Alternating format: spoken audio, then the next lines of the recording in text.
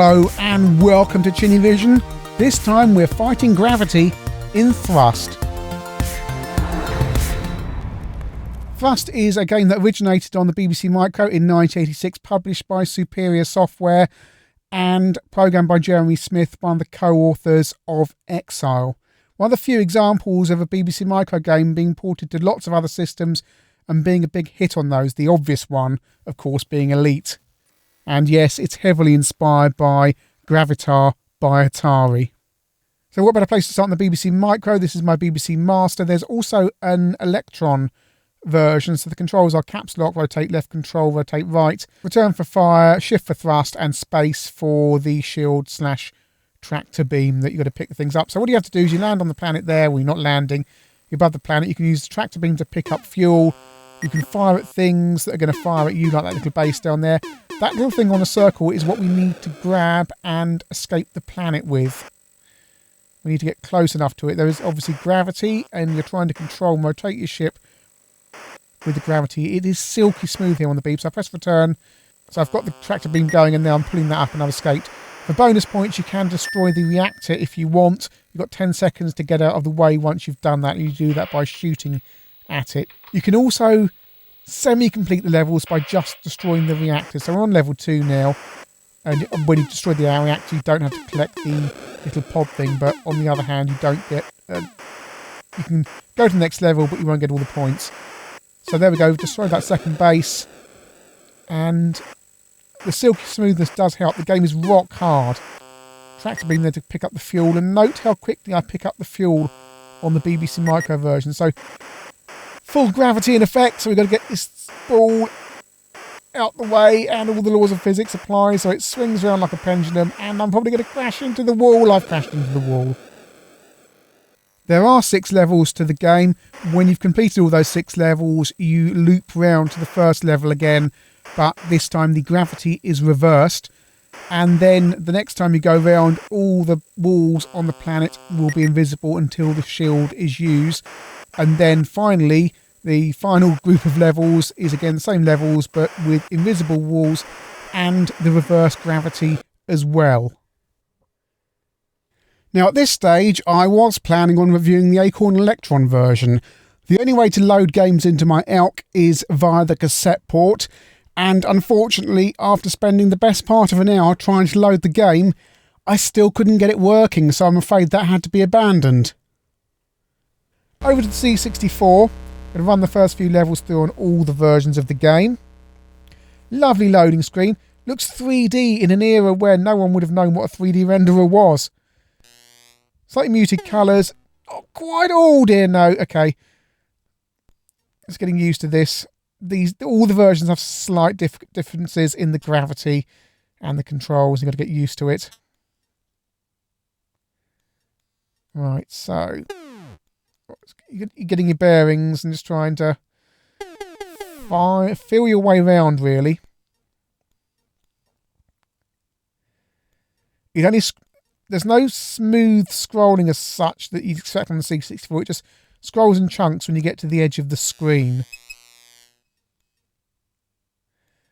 I think that's a game design decision, so that when you're on some of the larger levels, you almost get a surprise what's coming around the corner at you. So just positioning myself here. The game is best played on the keyboard, and most of the versions you can only play on the keyboard. So I've escaped with the pod. There we go.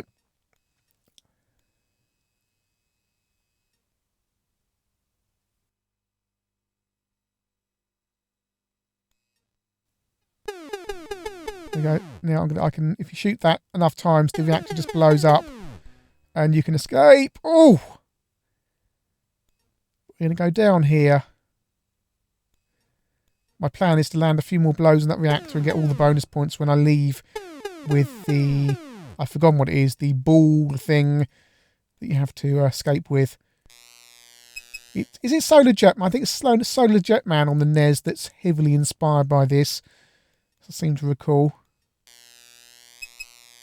Right, okay.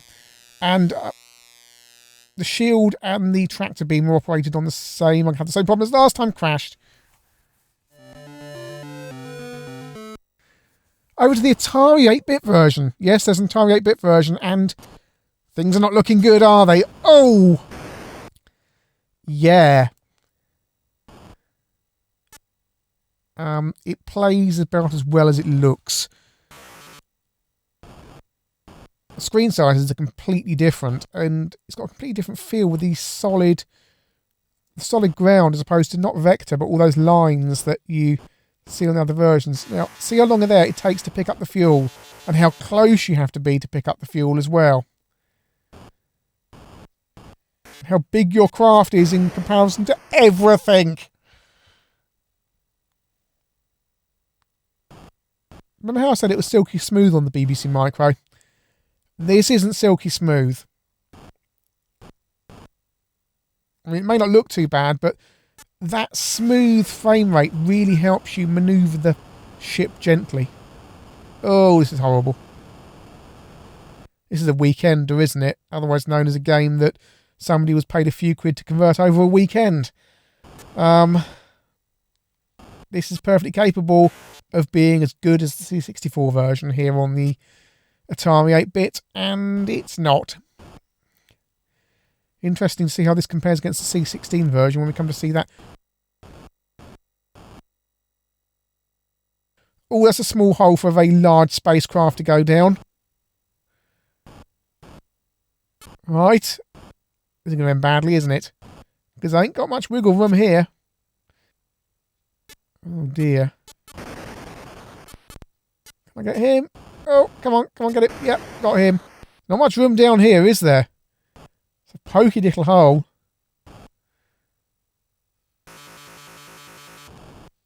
Takes ages to get the fuel here on the Atari.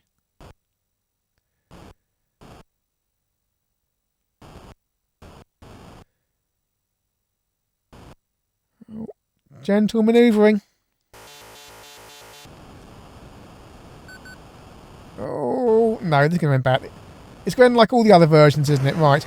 Over to the C16. This is looking good. Back to normal size. It looks like... Oh, dear. It looks like the C64 version. It's a little bit jerkier. It doesn't move as nicely, and there's a little bit of flickering going on. But this is 16K. Come on, Atari programmer, you surely could have done something a bit more like this. This ain't bad at all. It's the frame rate isn't wonderful, but the graphics are lovely. Apart from the flickering, but you look at a still shot of this and you'd be going, well, which version is this compared to the others? The physics are generally okay, just it's the flickery and just a little bit slow to not react. It's just it gives you less, with the less smoothness of the main sprite and the move. Oh dear, I've died there. The game becomes easier, and well, this game is not a game that's easy, the smoother it runs. So here on the C16 it's a little bit tougher. There we go, down our normal size hole. Nope, I'm liking this. 16K. The other thing is I'm on the keyboard, and as most of these versions are keyboard, and the +4 I'm playing on has the worst keyboard response known to man. And while we're at the midway point, can I just ask people to please like and subscribe to ChinnyVision? I know it's incredibly tacky to ask. I'm squirming here in my seat, but it is incredibly important to spread the word about the channel because there's no ad revenue or anything like that back in ChinnyVision, so we don't get the clicks that perhaps some other channels do. So here on the Spectrum, I'm going to see what it's like to play on a joystick and see how this goes, because officially this isn't, supposed to play on keyboard. Nice and smooth here on Specky, just get the physics so it's really fast to respond. The game's really fast. Oh, I've been playing the C16 version, and yeah, it's instant death while I get back to grips with what a game that moves a little bit faster. Yeah, perhaps that the C16 version was a little bit slow. Oh, it's lovely and smooth here. Lovely. Right, I've got that. No drama at all. Straight off the planet. Straight down to level 2. Nice splash of colour. Interesting to see if it is more colour clash when it gets a little bit busier. Oh. By the way, the map wraps round as well, so you can keep on going left or right and you just end up in the same place. There we go. Hopefully you'll see in a second. We're back down the other side. Oh, and again, I nearly did it then. So yeah, unfortunately, there's no kind of no whole kind of world to explore. You just died. But at least I demonstrated the point that it wraps round. The levels are very small. If you shoot the reactor for a brief amount of time, the turrets deactivate and won't shoot at you. But it doesn't last long. They come back eventually. So I've got a little bit of time now just to shoot the... Actually, no, they're back on already. I think it lasts quicker than that. Oh, I'm dead down there as well. Over to the Amstrad version, the first version I played. And again, nice, looks like a 3D rendered graphic on the screen, doesn't it? Or as close as you can imagine it would have been back in 1986. Jolly tune.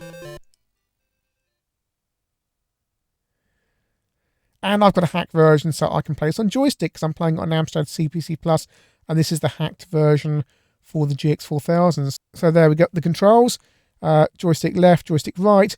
Joy fire button 1 is fire. Joy fire button 2 is thrust.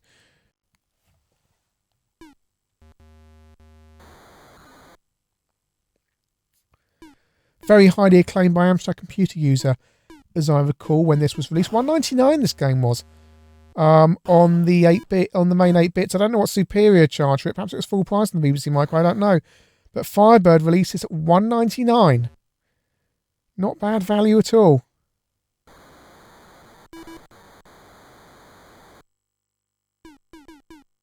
So just getting my joypad, the feel of my joystick controls.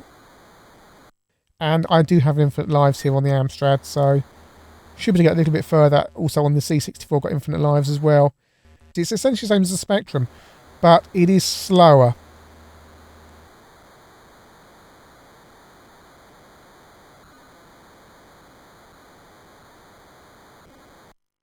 Right, I've escaped level 1. I made a right hash of that, but I'm off level 1 anyway. Level 2, and again, I like the oh. I quite like the look of the CPC version of static graphic. The movement just leaves a little bit to be desired. It's not bad. It's certainly not like the Atari or C16 versions. It's just that little bit slower than the Spectrum version, as you'd expect, really. It's got to shift around more graphics data. It plays well.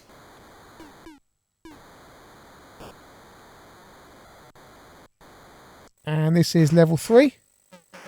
Getting a little bit more complicated now.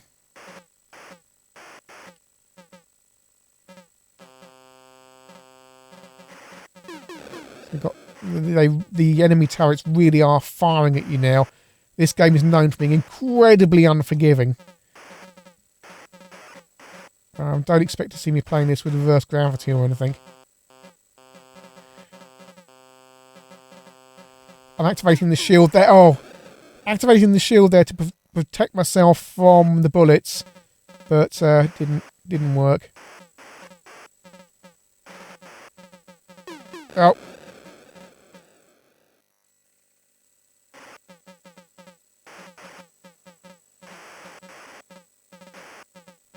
And down here it seems pretty... Oh!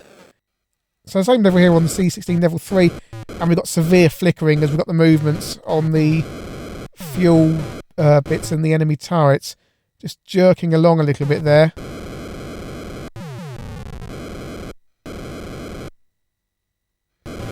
Oh, just trying to position myself there. And this is level 3 on the Atari 8-bit.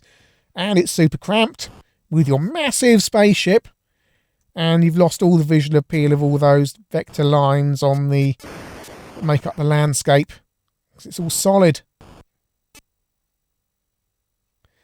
A tiny gap to get through. It's like an approximation of the level, isn't it, really? And look at how the graphics repeat themselves on the patterning at the very edges of the screens where I can't see it at the moment. You see it there, just the pattern repeats itself very obviously to save RAM.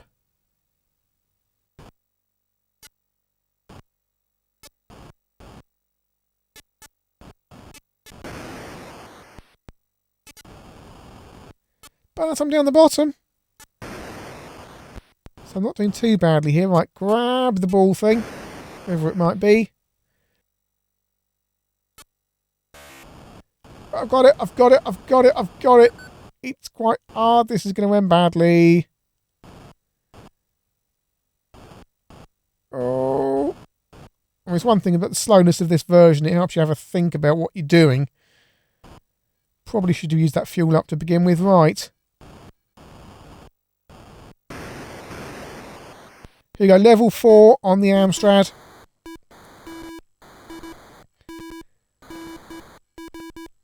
Now it starts getting really hard. Turrets everywhere. No chance to deactivate them because the reactor is down in the caverns. It's very arcadey, this. Same level, level 4 on the C64. Lovely and smooth. Afraid can't get this far on the BBC Micro version. So down further on level 4 on the CPC. There's a door there, that little circular thing. I'm going to get round there to kill that turret. There you go, on the C64. Activate the circular thing, the door opens and you can go through the doorway. And the chances of me getting out of here with the ball thing are none.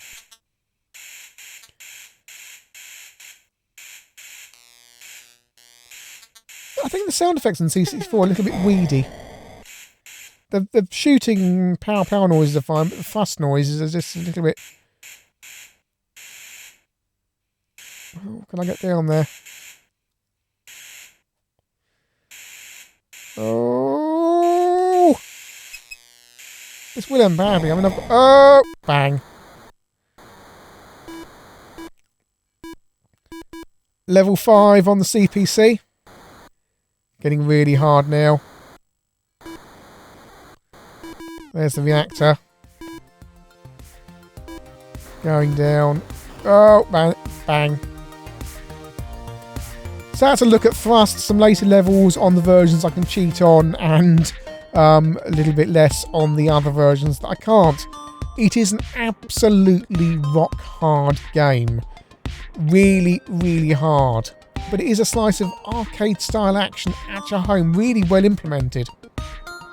BBC version is the original. It's the most polished, it's the smoothest, it's the most fun to play, no question at all.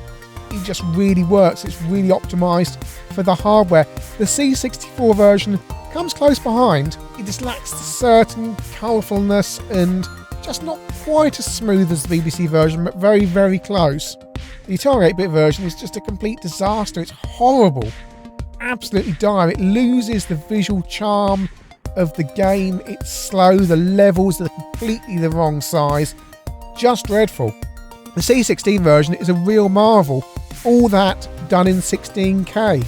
Yes, it's a little bit jerky and a little bit flickery, but it looks as good on a static screen as the C64 version. All the gameplay is there, all the levels are the right size. It's not terribly smooth and it's a bit flickery, but it's good fun on a C16. Over to the Z80 systems, the Spectrum version is silky smooth and plays really, really well. The Amstrad CPC version is similar to the Spectrum version, just slightly slower, more appealing graphics because some lovely splashes of colour in the CPC's medium resolution mode, but just lacks a little bit of speed that the Spectrum version has. Thrust is a real slice of arcade vector action in your home. A game that comes highly recommended, even if it is exceedingly difficult.